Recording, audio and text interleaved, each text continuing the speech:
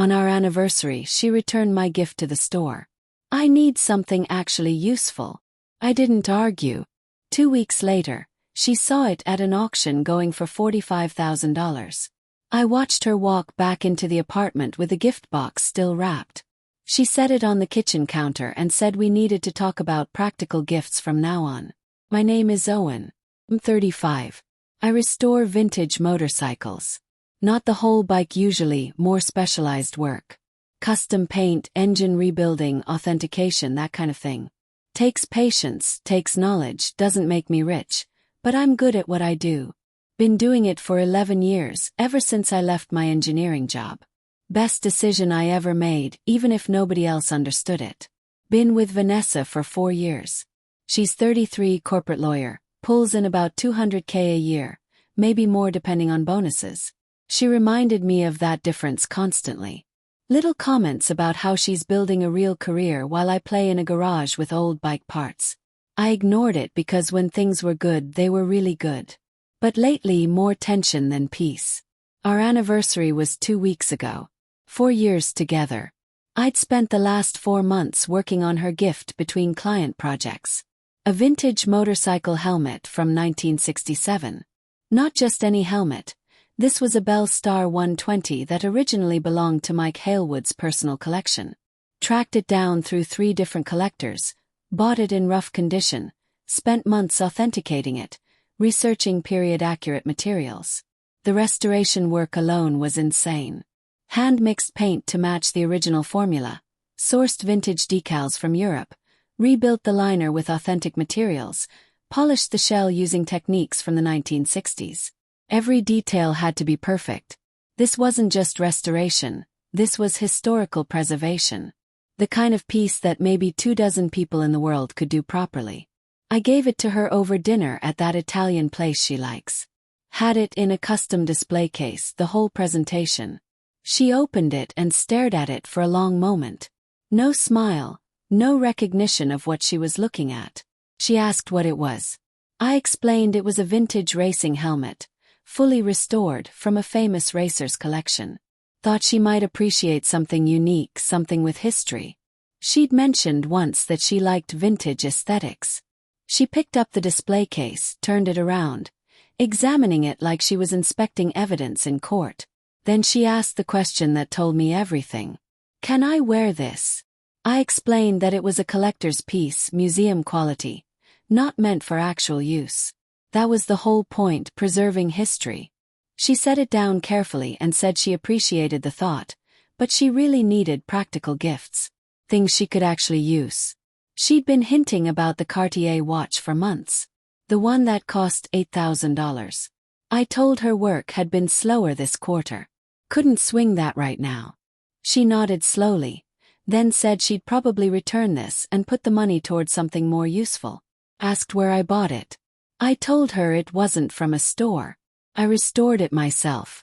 Found it, authenticated it, rebuilt it over 4 months. She said that was sweet, but she still needed to be practical. There had to be somewhere that sold vintage items like this. She'd find it and return it. Before I could explain that wasn't how it worked, she'd already pulled out her phone, searching for vintage motorcycle shops in the area. Found one called Retro Motors about 20 minutes away. She'd go tomorrow during lunch. I sat there processing what just happened. 4 months of work, hundreds of hours of research, weeks spent sourcing authentic materials, and she wanted to return it for store credit. I didn't argue. Just finished dinner in silence. The next day, Vanessa texted me around noon.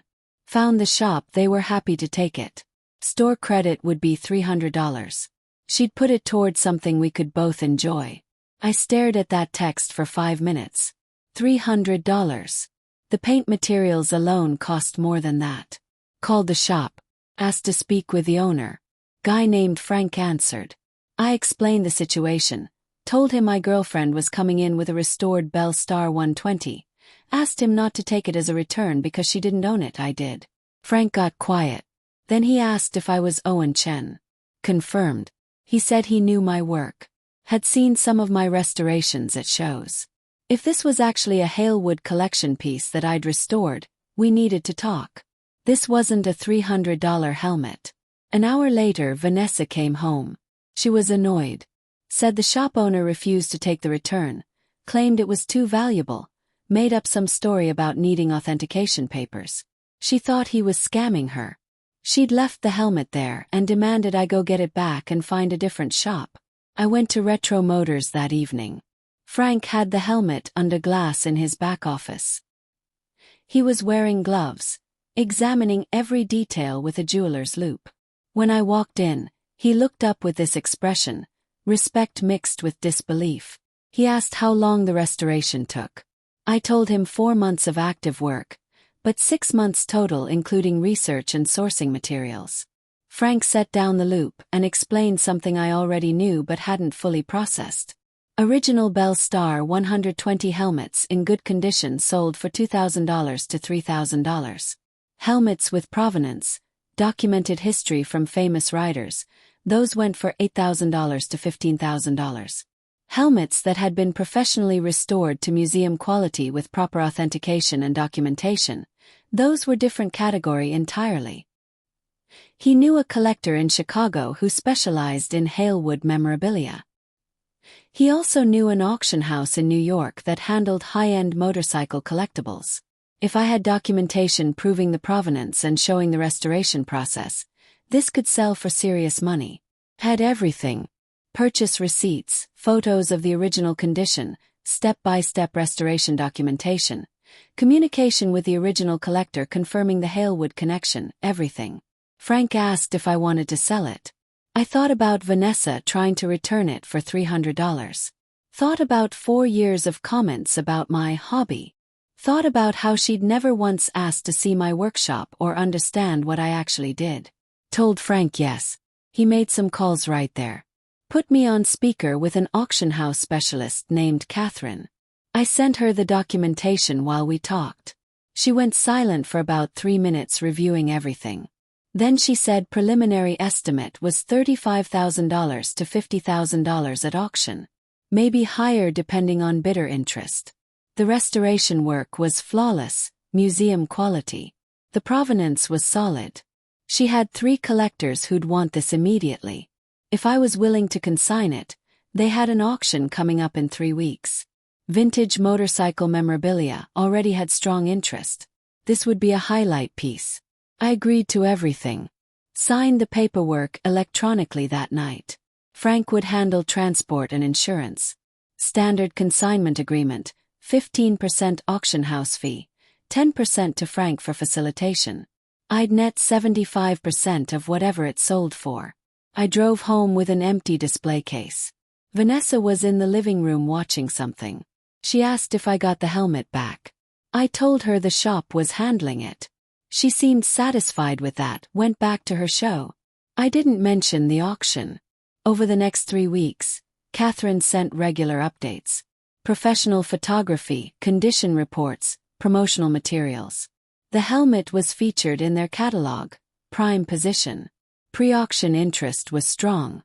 3 collectors had already requested detailed condition reports.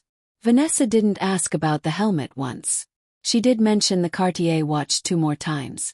The auction was on a Thursday. Online bidding with phone options. Catherine called me an hour before it started. Said we already had significant phone bidder interest. Opening bid would be $30,000.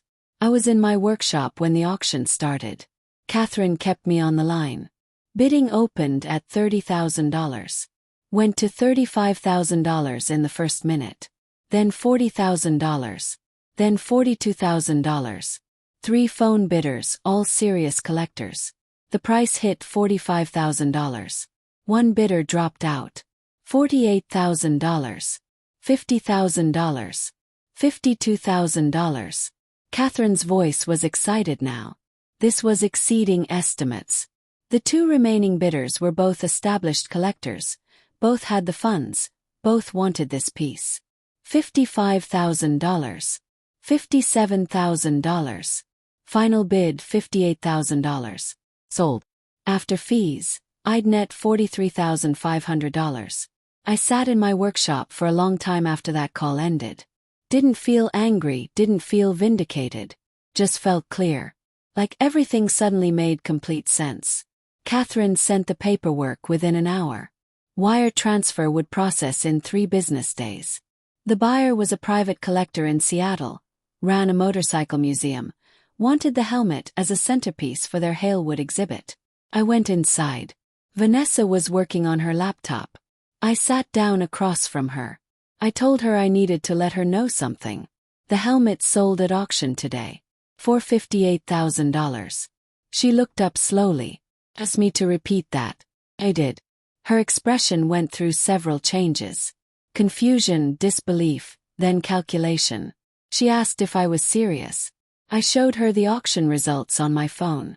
There it was, Lot 47, Bellstar 120 helmet, Mike Halewood collection, professionally restored. Sold for $58,000. She stared at the screen. Then she asked how much I'd actually get after fees. I told her about $43,500. She set down her laptop. Started asking questions quickly. When did I find out it was valuable? Why didn't I tell her? Did I know when I gave it to her? Was I testing her? I explained I knew it had value because I understood what I'd created. I didn't tell her because she made it clear she didn't care. She wanted to return it for $300. That told me everything about how she saw my work. She started backtracking immediately. Said she didn't understand what it was. If I'd explained it properly, she would have appreciated it. How was she supposed to know? I should have been clearer. I asked her a simple question. When I told her I spent 4 months restoring it, that it was from a famous racer's collection, that it was museum quality, what part of that suggested it was worth $300? She didn't have an answer for that. Then she said we needed to discuss the money. We'd been together 4 years. We shared expenses. This should be joint money. We could finally take that trip to Europe. She could get the watch, we'd invest the rest. I told her the money was already allocated. Paying off my equipment loans, upgrading my workshop, saving the rest. None of it involved a Cartier watch. That's when she got angry. Called me petty. Said I was punishing her for one misunderstanding. That I should have told her the helmet was worth money. She would have acted differently if she'd known. I said that was exactly the problem. She would have acted differently if she'd known the price tag. But without the price tag, it was returnable junk. That told me she didn't value the work, the skill, the time. She valued the dollar amount. She tried a different approach. Got emotional, said she'd made a mistake but we could work through it. 4 years together meant something. She loved me. I asked when she started loving me. Before or after she found out about the $58,000. Left. Went to stay at her friend Jessica's place. Sent a few texts about needing space. I didn't respond. The wire transfer hit my account 3 days later. $43,500. Exactly as promised. I immediately paid off $12,000 in equipment loans. Put $25,000 into a high-yield savings account. Used the remaining $6,500 for workshop upgrades I'd been delaying, better spray booth, professional-grade polishing equipment. 5 days after the auction, Vanessa came back. Let herself in with her key. I was in the workshop working on a tank restoration for a client. She walked in without knocking. Said she'd been thinking. Maybe she'd overreacted. The money didn't matter. What mattered was us. She wanted to work on things. I kept polishing the tank. Asked her what specifically she wanted to work on. She said communication. Understanding each other better. She'd make more effort to appreciate my work. I asked her what my current project was. What I was working on right now in front of her. She looked at the tank. Said it was a motorcycle part. I asked her to be specific. What kind of part? What was I doing to it? What era was it from? She couldn't answer any of it. I'd been with her for 4 years. She'd never once asked about my work beyond surface-level questions. Never visited my workshop except to tell me dinner was ready. Never showed interest in understanding what I actually did. But now, after $58,000, she wanted to appreciate my work. I told her we were done. She needed to leave. She threatened to sue. Said the helmet was a gift. Gifts became joint property in long-term relationships. She had a legal claim. I told her to call her lawyer friends and ask them about gifts. Once given, they belonged to the recipient. She tried to return it, gave up ownership. The shop owner could verify she abandoned it. I had text messages where she said, "Take it and handle it." She had no legal standing. Left. Took her remaining things over the next week. Kept threatening legal action. Never followed through. 2 weeks after the breakup, Catherine called again. The museum that bought the helmet wanted to discuss a commission. They were building a new exhibit wing. Needed 6 more pieces restored to the same quality standard. They had helmets, a vintage leather jacket, some other items. Budget was $85,000 for the full project. Was I interested? I was very interested. The museum flew me out to Seattle. Spent a day reviewing the pieces, discussing timeline and approach. They showed me where the helmet was displayed. Prime position, dedicated lighting, information placard detailing the restoration process and crediting me by name. The exhibit director said my work had generated serious interest. 2 other museums had reached out asking about restoration services. We signed the contract. $35,000 upfront. $50,000 on completion. 8-month timeline. This changed everything. One auction led to visibility. Catherine started connecting me with other auction houses and museums. Frank began referring serious collectors. Within 6 weeks, I had 3 more restoration projects lined up. Total value $140,000. I raised my rates. Started requiring deposits. Built a waiting list. Vanessa's friend Jessica called about a month after the breakup. Said Vanessa was struggling. She'd realized she made a huge mistake. She wanted to apologize properly. Could we meet? I asked Jessica a direct question. Would Vanessa be reaching out if the helmet sold for $500 instead of $58,000? Jessica went quiet. Then she admitted Vanessa had been talking constantly about the money, about the museum contract, about how I was getting recognition, about how she could have been part of that success. I thanked Jessica for her honesty and ended the call. 6 weeks post-breakup, Vanessa showed up at my workshop unannounced. I was working on one of the museum pieces, a 1965 leather racing jacket that needed complete restoration. She walked in, saw the expensive materials spread out, the detailed documentation, the museum contract on my workbench. She asked if this was another big project. I told her it was an $18,000 restoration for a museum exhibit. Her eyes went wide. She asked how many projects like this I had. I told her that wasn't her concern anymore. She needed to leave. I was working. He changed tactics. Said she'd been doing a lot of reflection. She understood what she'd lost. Not just the money but the chance to be with someone whose work was gaining recognition. She could support my career now. She saw the value in what I did. I asked her the same question I'd asked Jessica. Did she see the value before the price tag or after? She struggled with that. Kept insisting it wasn't about money. But every word was about recognition and contracts and museums. Nothing about craftsmanship, nothing about the actual work, nothing about me. I told her we were completely done. She needed to stop showing up. She started crying. Said she loved me. People make mistakes. I couldn't throw away 4 years over one error. I reminded her she tried to return 4 months of my work for $300. Called it impractical. Wanted to trade it for something useful.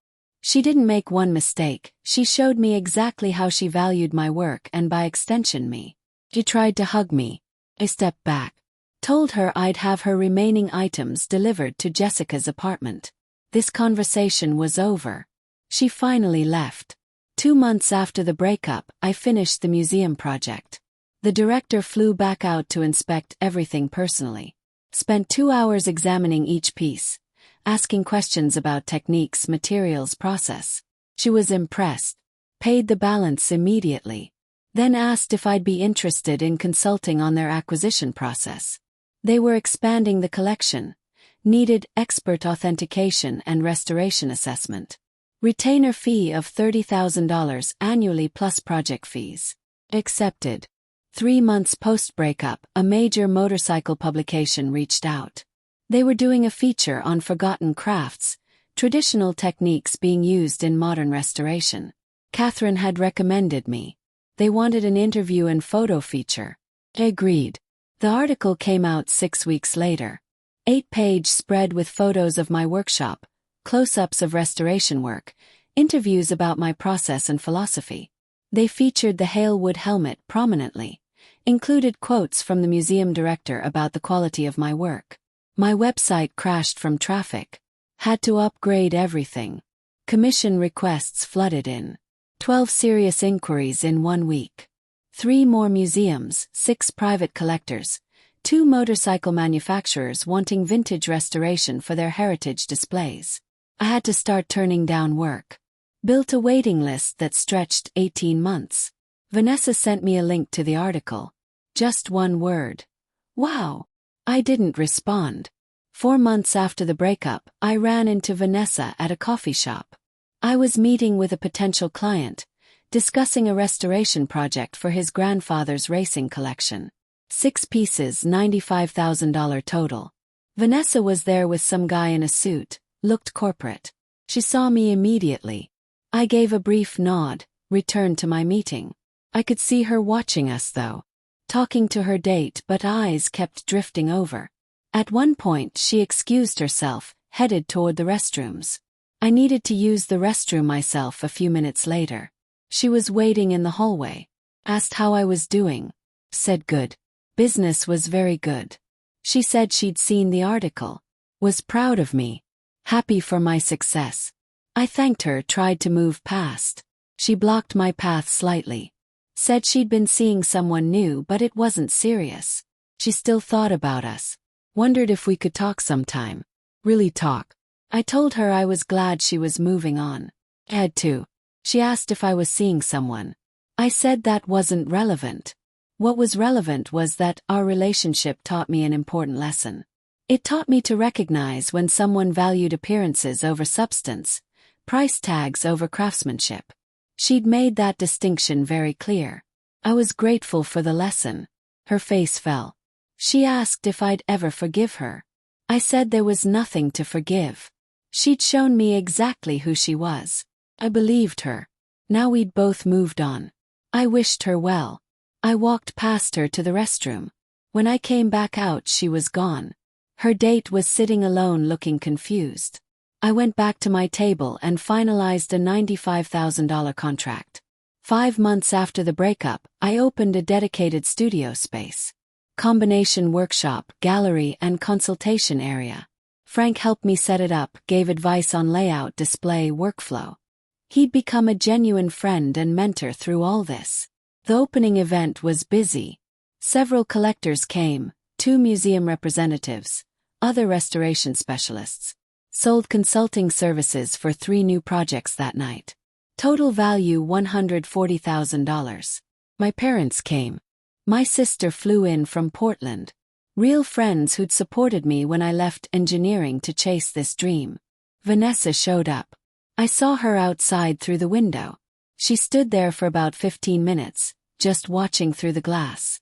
She was dressed up, looked like she'd put real effort in. She never came inside. Eventually she left. That was 6 months ago. Haven't heard from her since. My business is thriving.